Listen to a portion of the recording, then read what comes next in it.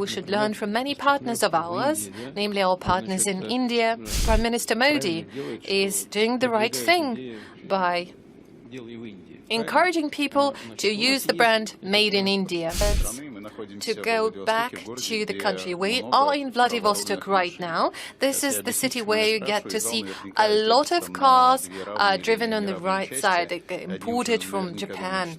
And I guess that would split the audience into two parts. Many ways say that there are no options. Some would say it's okay. Well, I guess you are very lucky, Mr. President. You are driving Aurus, Niva and Volga. Well, many Russian state officials are less so lucky because you told them that they will have to start using Russian-produced cars. In the 90s, there was an attempt of the kind to be made, but it failed dramatically. What is the guarantee that this time you will succeed? And what are the Russian-produced cars they can drive now?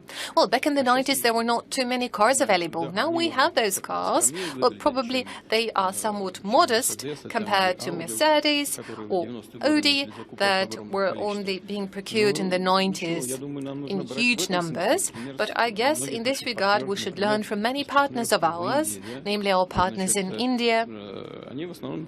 They are mostly focusing on production and use of the cars and vessels produced in India. And in this regard, Prime Minister Modi is doing the right thing by encouraging people to use the brand Made in India.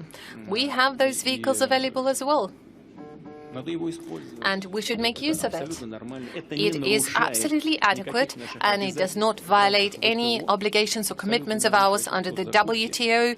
That is solely a matter of state procurement, and we need to put in place a certain hierarchy understanding who is to drive which type of car, and make sure that we are driving Russian-produced cars. You probably have heard that there were some proposals to continue this procurement. It's not complicated. It can be easily done. Logistics is in place. You mean the procurement of foreign-produced cars? Correct.